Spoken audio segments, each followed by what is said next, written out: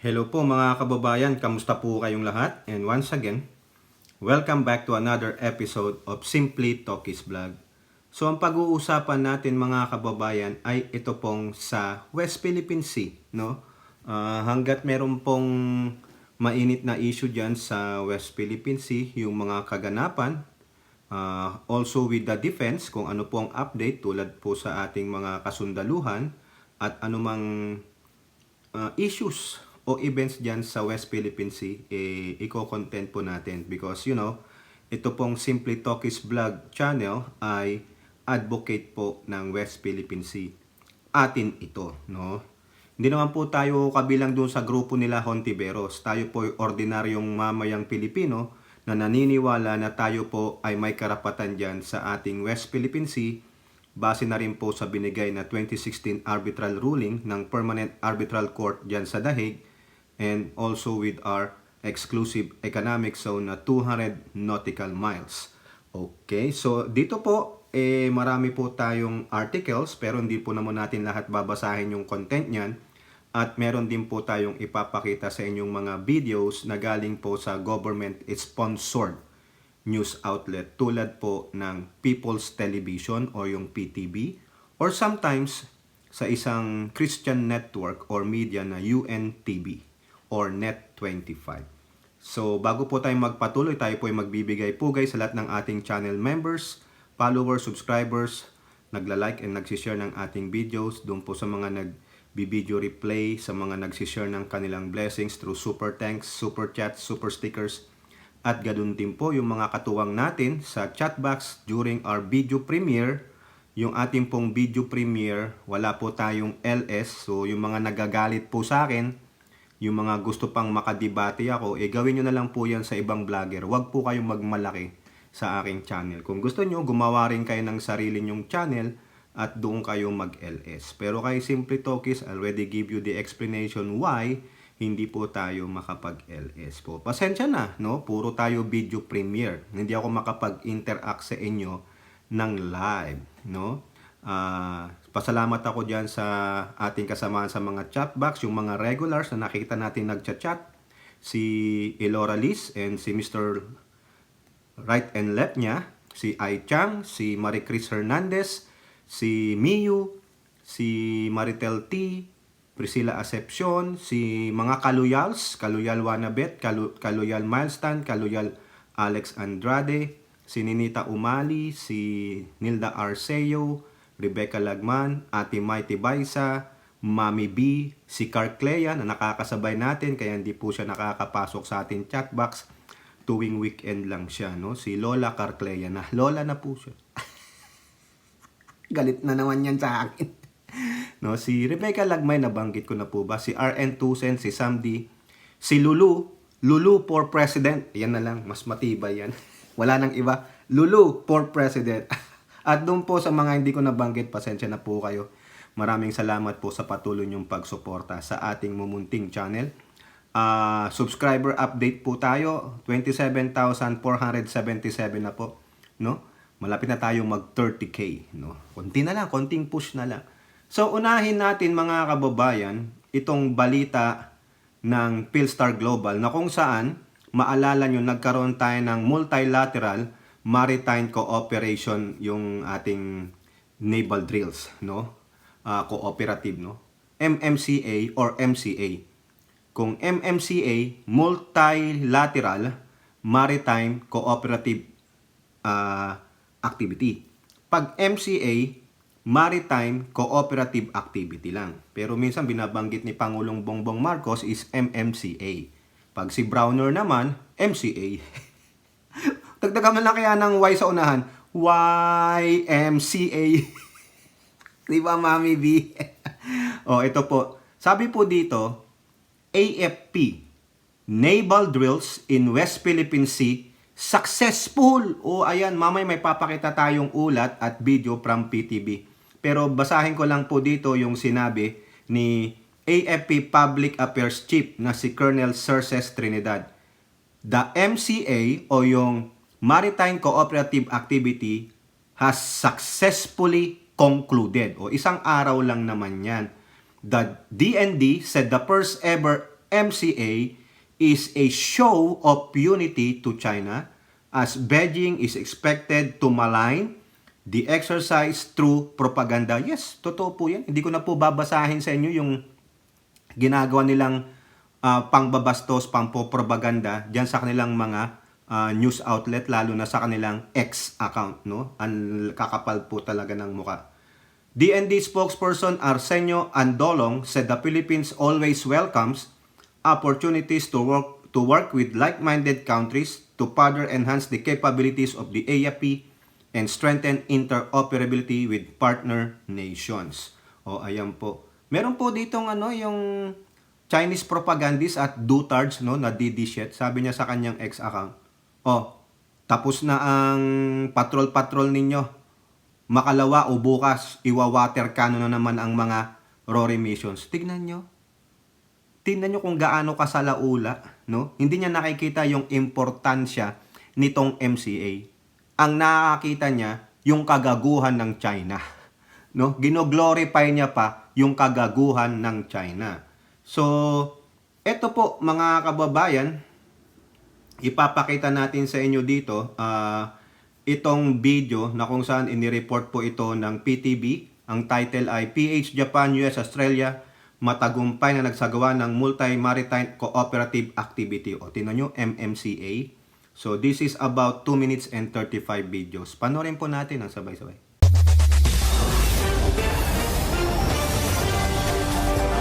Narito ng PTV Balita ngayon. Naging matagumpay ang Multilateral Maritime Cooperative Activity ng Pilipinas, Australia, Japan at Estados Unidos sa West Philippine Sea kahapon.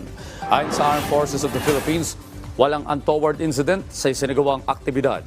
Sa panig ng Philippine Navy, lumahok ang BRP Gregorio del Pilar at AW-109 helicopter, PRP Antonio Luna at AW-159 Wildcat ASW helicopter at BRP Valentin Diaz kasama ng mga barko ng Philippine Navy, ang USS Mobile at P-8A Poseidon ng United States Navy, Royal Australian Navy, HMAS Warramunga at Royal Australian Air Force P-8A Poseidon Maritime Patrol Aircraft at JS Akebono ng Japan Maritime Self-Defense Forces.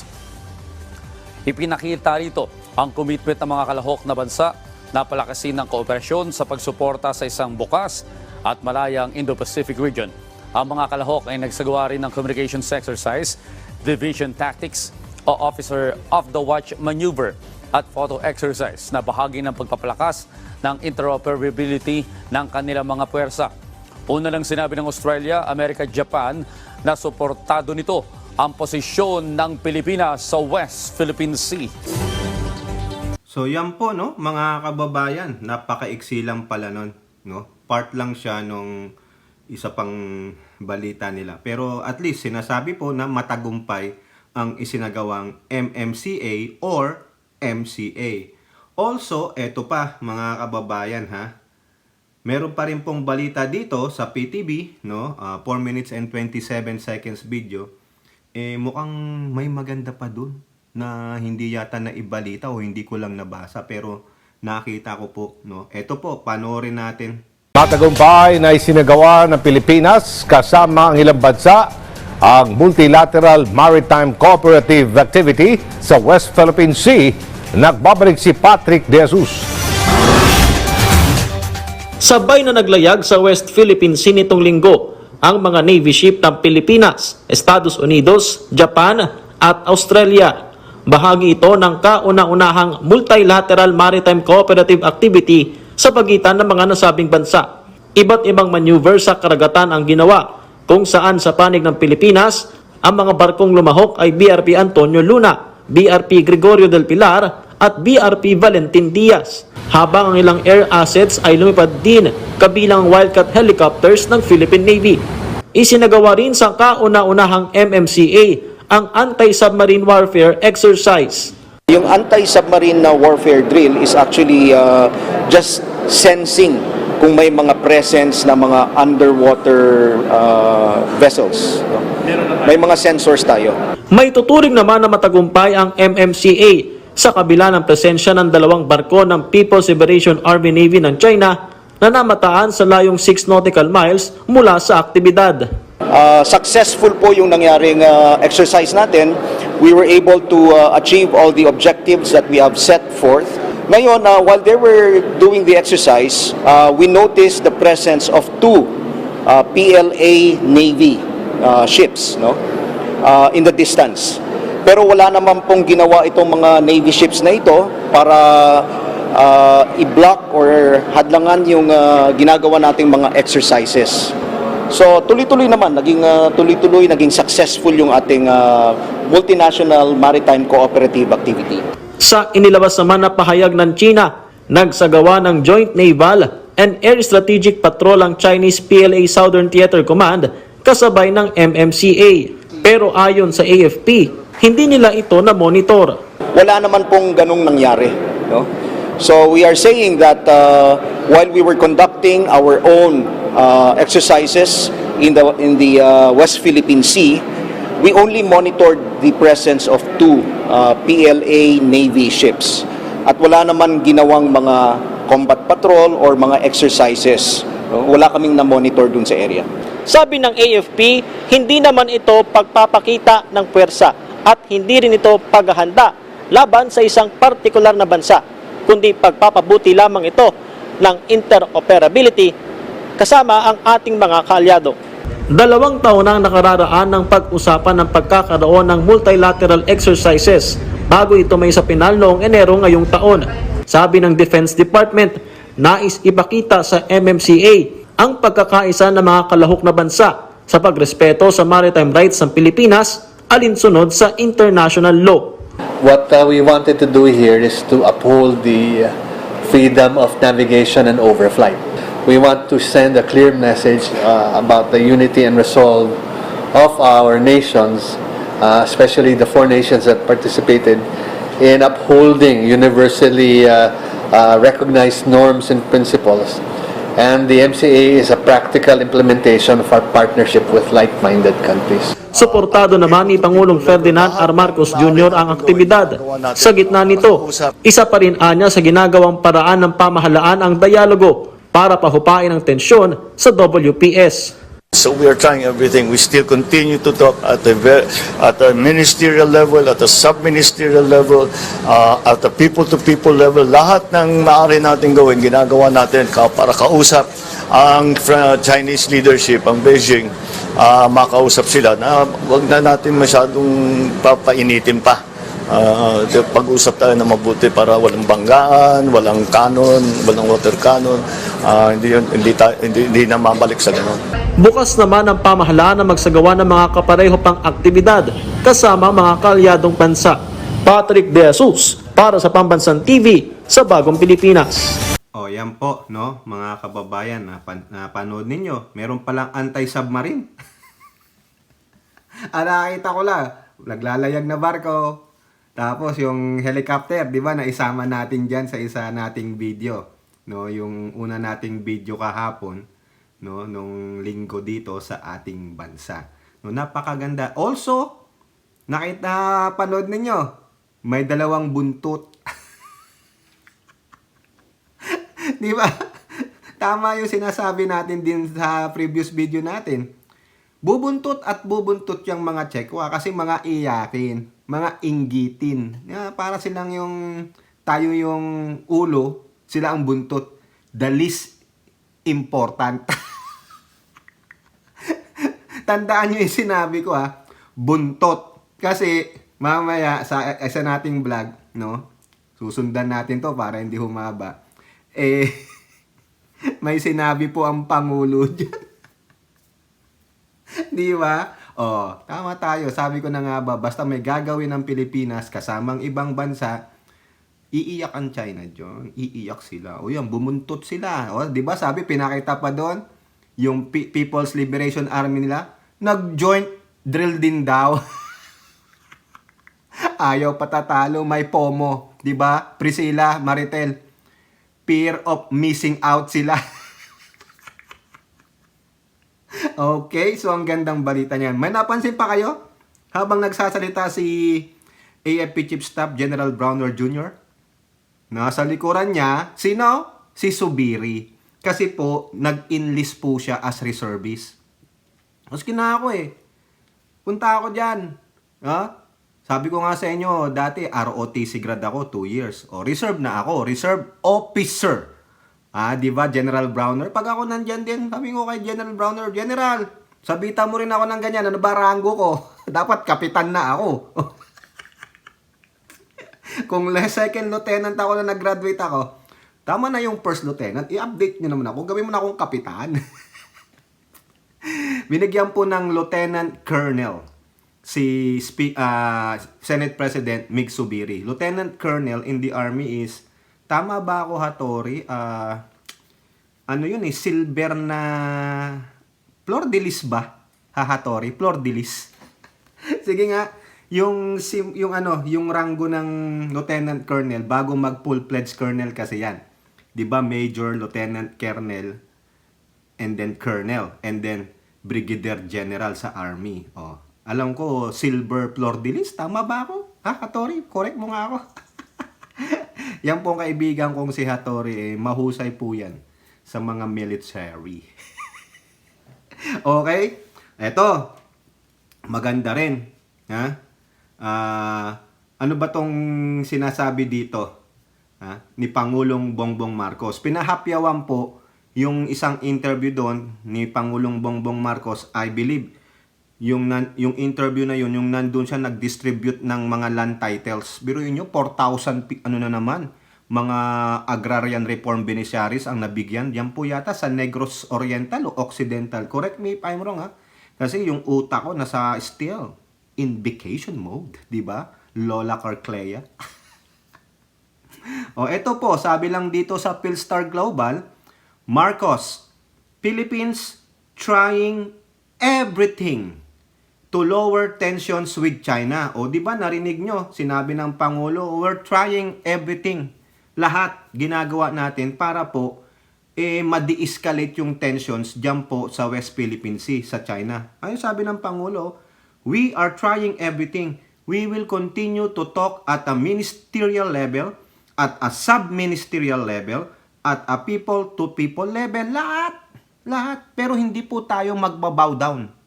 Pag sinabi ng China ganito, na sa tingin ng Pangulo at ng kanyang mga advisors is disadvantage tayo, no freaking way. Ayun. Lahat ng maaari natin gawin, ginagawa natin para makausap ang Chinese leadership, makausap sila na wag na nating masyadong painitin pa at mag-uusap tayo ng mabuti para walang banggaan, walang water cannon. Okay, tama po yan. Agree po ako dyan. No? Ayaw natin ng gera. It is destructive, costly sa lahat ng bagay. Economy, human lives, tapos restructuring, no? Hindi na po. Ayaw rin ng China yan. No, as much possible, ayaw din ng Chinese people yan. Alam niyo kung bakit? Ito na, i-vlog na natin. Meron na namang latest na report sa Yahoo. Dumadami lalo ang illegal Chinese citizen, migrants dito sa border ng US. Pero alam ko planado sila. Kasi sa previous vlog natin, meron silang ginagamit na app. Yung app na yun, tinuturuan sila ng procedure how to cross the border. Alam na alam nila. So ano ang purpose? Ang dahilan lang nila, talagang magpapatihuli sila sa border patrol. Hindi sila yung tatakas, magpapahabol tulad ng ibang mga gustong mag-cross ng border. Sila talaga, pagdating sa border, andyan na yung border patrol, suko sila, pahuli sila, tapos alam nila ang gagawin nila. They will seek asylum daw, ganito. Ano ang reason nila? Wala na daw mahina daw ang economy nila, karamihan mga kabataan, mga young people kasi walang economy ng China. Pero ako, di ako maniwala, mukhang kasi guided sila guided. Procedural mga kababayan, talagang may step by step, do it yourself. Ano purpose? Alam nyo na, di ba? Ayoko namang sabihin, pero alam ko, alam nyo na. Eto pa, dagdagan natin yung sinabi ng Pangulo sa GMA News Online. Marcos hopes Chinese aggression will be avoided after MMCA. Ano yung sinabi ko sa inyo kanina ang meaning ng MMCA? Multilateral Maritime Cooperative Activity or maritime cooperative activity if you want to use MCA. Di ba? Speaking to reporters in Bacolod City, Marcos said Philippine officials continue to talk to their Chinese counterparts so that the tension in the region will no longer escalate. So, hopefully, sa pamamagitan ng MMCA or MCA, medyo ma-de-escalate ito. Kasi pinapakita natin na at least meron tayong mga kaalyadong bansa na handang tumulong sa atin. At yung laging sinasabi ng mga pamahalaan ng United States that the MDT is an ironclad commitment. Sa separate content natin, meron pong nang binitawang statement ang Pangulo, ang current President ng United States na si Joe Biden. Meron po.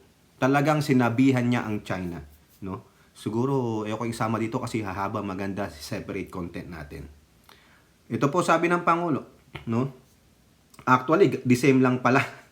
The same lang pala. No? Ito sa binanggit natin kanina. Ministerial, subministerial. No? As about the assessment on the maritime activity, Marcos said, "Far for the course, the cruises that we are doing, something that we have been planned for a long time, the interim reports that I'm getting is that very useful talaga in terms of the interoperability so that each Navy knows how the other Navy operates." Correct. Tama naman po yan. Diba? Yan po, mga kababayan. So, at least nagpapakita tayo, no, dun sa isang bansa na, hey, patuloy mo kaming ibuli. Ito yung mga allies namin. They already committed to help us. Yun lang yan. Mga kababayan, kahit nasabihin niya pang napakalaking bansa niya, malakas ang ano niya, sabi ko sa inyo, pag nagsama-sama ang mga maliliit na bansa, baka mas maging giant pa sa kanya. Diba? Okay? Eto. Ito maganda. Siguro nabasa nyo na to, napanood nyo na. Yung nalalapit na trilateral meeting po ng tatlong bansa. The Philippines, US, and Japan. Trilateral meeting yan dyan sa Washington DC or District of Columbia. Hindi po Washington State tulad ng sinasabi ko sa isa kong vlog, nililinaw natin. Washington is the capital of the United States. Nandyan po yan sa District of Columbia. Yung state, nandun po si Washington magmi-meet po sila. Sabi dito, sa headline ng Philstar Global, First US-Japan-Philippines Summit to boost defense ties. Ayan. Paulit-ulit lang naman ito kasi sabi ng DFA, the world is awaiting for this meeting kung ano po yung kasasapitan. Kung ano yung magiging konklusyon nito, ano yung mga pag-uusapan. At isa nga po sa pinag-uusapan ay ang international rule-based law, no, and open and free Indo-Pacific. Diyan po sa South China Sea. Ito po. The leaders of Japan and the Philippines head to Washington this week for a first, kauna-unahang trilateral summit aimed at boosting defense ties, hot on the wheels of four-way military drills in the South China Sea that trailed Beijing. A major upgrade of military command structures between the US and an increasingly self-competent Japan can be announced, as well as joint Coast Guard patrols with Manila in areas disputed with China. Wow! Ayos yan! No, pero ang sabi ng US, we will not escort you on your RORE mission sa Ayungin. Tama naman. Ganon din po yung sabi ni Director Jonathan Malaya, no, ng National Security Council sa West Philippine Sea. It is ating yan, kaya tayo ang dapat manguna dyan. Whether may mag-volunteer na tumulong, it is our own responsibility. Tama naman po. Ipakita natin sa China na walang tumutulong sa amin. We can still provide provisions to our BRP Sierra Madre. Okay? Also on the agenda will be securing access to vital supplies such as semiconductors and rare metals, North Korea's growing belligerence, and the Japanese takeover of US Steel opposed by Joe Biden. The talks will advance a trilateral partnership built on deep historical ties of friendship, robust and growing economy relations, and a shared vision for a free and open Indo-Pacific. Ayun po yung sabi ng White House. Tiyak meron tong yung statement sa, kung hindi sa whitehouse.org, baka nasa Defense, no? Japanese Prime Minister Fumio Kishida said Monday before leaving Tokyo that the Japanese-US relationship is more ironclad than ever and that his trip will demonstrate this message to the world. Oh. Okay, so may full honor sila. Ano kung tatanda na palang mga leader ito? Di ba? Oh, yan. Yan po. First ever, no? Yung mga pag-uusapan diyan, napakahalaga. Ako nga nag-aantay rin kung ano to No? Now, diyan nga po sa kanilang first trilateral meeting, alam niyo na kung sinong umo-oppose diyan. Oh, sabi sa Manila Bulletin, ha? China opposes groupings of countries as Marcos, Biden, Kishida set to meet. Groupings. Ayaw niya ng group. Di ba? Feeling ng China, he can stand alone o she can stand alone. Sige, mag-isa ka. Pero pagdating ng alam mo na, mag-isa ka, pinagtulungan ka ng grupo, siguro feeling niya para na rin siyang yung mga sikat nilang mga martial artists. 1:1,000. Kayang-kaya niyang patulugin lahat. Parang alakardo lang yan. Pero in reality, hindi nangyayari yan, mga kababayan. O, di ba? Tulad na lang ng mga nagdaang mga world wars, di ba? O, laging may kampihan, yung Axis powers and allied. O, imperialist Japan, Nazi Germany, saka ano ba yun? Yung sa Italy, socialist? Socialist ba? Nakalimutan ko Yung sa Italy, kung ano siya. Fascist, Fascist Germany. No, imperialist Japan, fascist Germany, and si Benito Mussolini is socialist ba siya? I forgot. No? Tapos kalaban nila ang Allied. Oh, di ba? Groupings yan. Mukong ka pala China has stood against groupings of countries as leaders of the Philippines, the United States, and Japan are set to hold trilateral defense and security talk amid developments in the South China Sea. O yung sabi nitong si Mao Mao Ning, spokesperson for China's foreign ministry on Monday issued Beijing's opposition to such move as President Marcos, US President Joe Biden, and Japanese Prime Minister Fumio Kishida are set to meet in Washington to respond to threats in the Indo-Pacific region. Quote, "We oppose cobbling together exclusive groupings and stoking bloc confrontation in the region." Kayo nga may BRICS. Tapos pagdating dito sa trilateral meeting lang, 'di ba? Magmi-meeting lang, group na daw 'yon. Sila nga may BRICS, 'di ba? Member siya ng BRICS. Ano pala yung UN, 'di ba group din 'yan, United Nations. Gago. Hindi naintindihan yung sinasabi. Tanga-tanga talaga ito. Makasarili talaga ang pinapa-high blood ako ay Chang no? Sa Kailore. Makasarili talaga ang China, no? Pag hindi talaga pabor sa kanya, yun ang ganito sasabihin niya, imamalay niya, no? Lahat na lang. Pero pag sa kanya ang pabor, bala kayo. Di ba ganun makasarili. Selfish, narcissistic, idiotic personality ng mga Chekwa. Ayan. Ay, hindi ko na po babasahin lahat ito, no? Kaya nakakaurat lang mga kababayan, no? Ano ba ang sabi dito nung si DFA, no? Ito.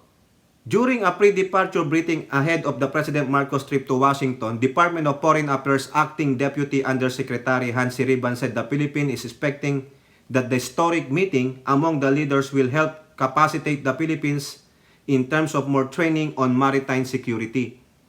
Manila is also looking forward not only to be able to train on capacity building but also to have cooperation equipment with allies.